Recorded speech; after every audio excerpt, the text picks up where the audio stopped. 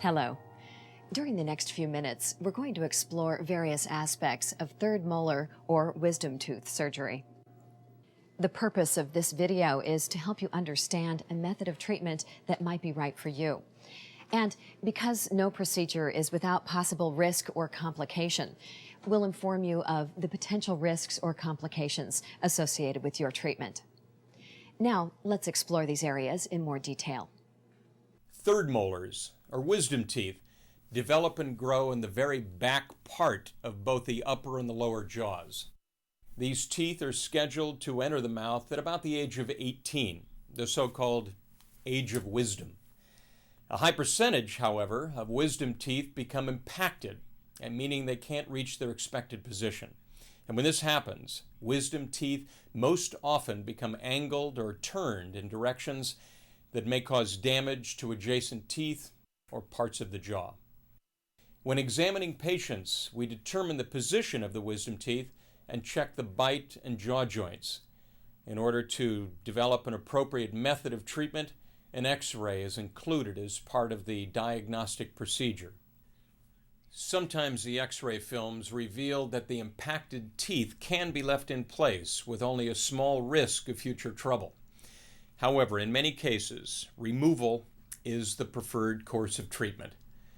For impacted third molars, there are basically only two forms of treatment: surgical removal or leaving the teeth in place and monitoring them.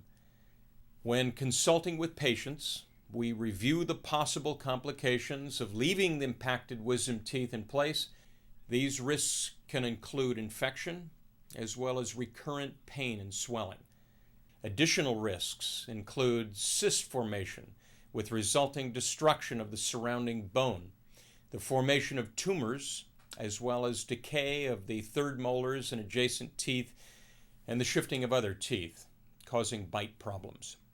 We review all findings with the patient to develop a mutually acceptable treatment plan. Now, let's look at the most common treatment of impacted third molars. I have a really busy schedule with work and school and everything, so when I heard my oral surgeon say the words impacted wisdom teeth, I thought I'd have to take off a lot of time right then for surgery. But then I was really relieved when he told me I could plan my surgery around my work schedule and my final exams. If there is no obvious pain, discomfort, or damage to adjacent teeth or tissues, most third molar surgery can be scheduled at the patient's convenience. When patients are preparing for surgery, we can often present them with several choices of anesthesia that can make the removal of wisdom teeth quite tolerable. In cases where the X-ray films reveal that the impacted teeth would be uncomplicated to remove, or in patients whose anxiety level is low, we may recommend a local anesthetic. Like the Novocaine they use when you have a feeling? Novocaine is one form of local anesthetic, yes. They all produce similar results. That is, they numb the general area of the surgical site. The usual side effect of local anesthesia is a few hours of numbness following surgery. So that's what you'd recommend for me? In your case, due to the degree of impaction, you may wish to consider a light sedation, so you'll be relaxed and only minimally aware during the procedure.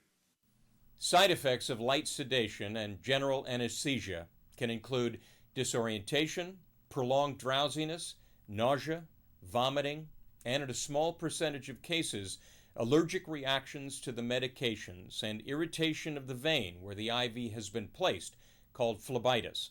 And as with any general anesthetic, whether performed in a hospital or an outpatient setting, it may be potentially fatal. If light sedation or general anesthesia is to be used, the patient may not eat or drink prior to surgery to prevent nausea and vomiting during the procedure. Check with your surgeon to find out the specific period of time you must not eat or drink. In addition, the patient must be accompanied to the surgery and driven home by a responsible adult. You shouldn't operate a vehicle or machinery for 24 hours following surgery.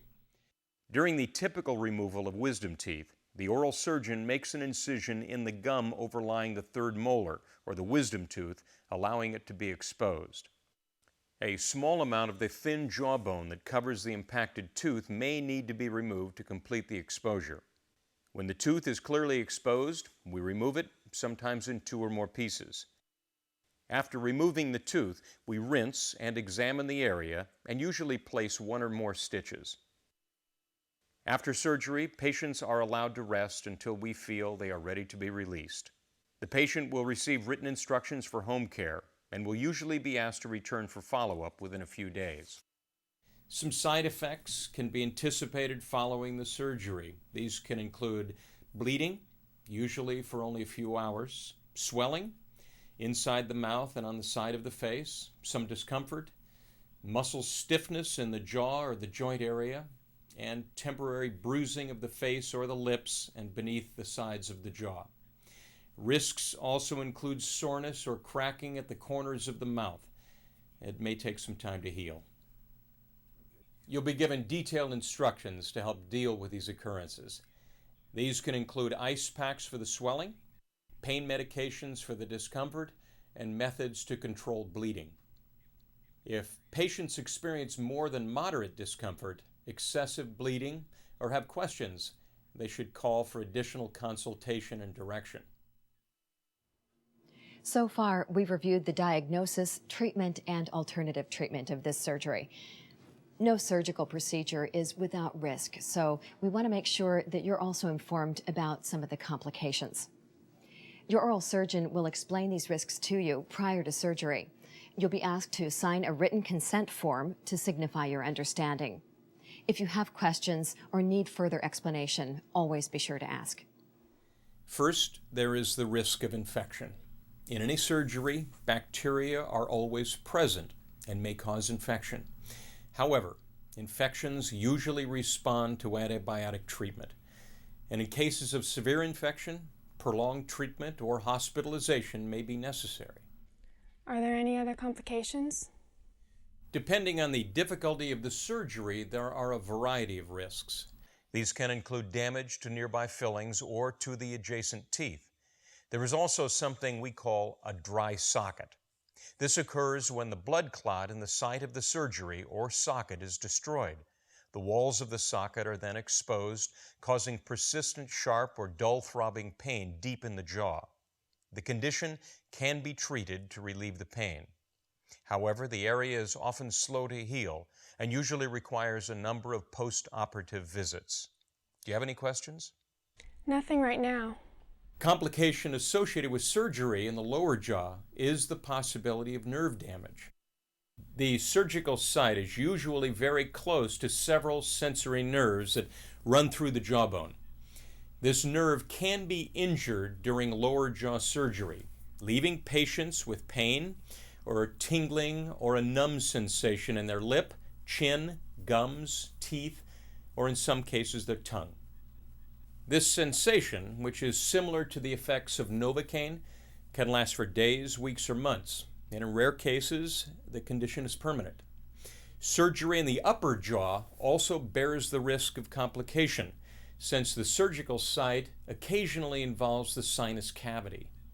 This may lead to a sinus complication that requires additional treatment, usually with antibiotics, but sometimes will require additional surgery to repair. In jaws that are thin or small, there is the possibility of fracturing the area adjacent to the extraction site. This can happen during or after the surgery, and care should be given to avoid hard foods during the healing period.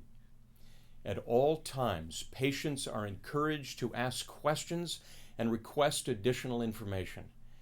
Our primary goal is your health and well-being, and we are willing to do whatever it takes to make you feel comfortable and informed about your care and treatment. Informing patients of the risks associated with dental surgery allows them to make decisions about their treatment and have realistic expectations about the results. Before we close, let's take a few moments to review some questions that many patients ask. True or false? A third molar or wisdom tooth usually becomes impacted because there is inadequate room in the mouth for it to erupt properly. This is true. Impacted teeth must always be removed. Is this true or false?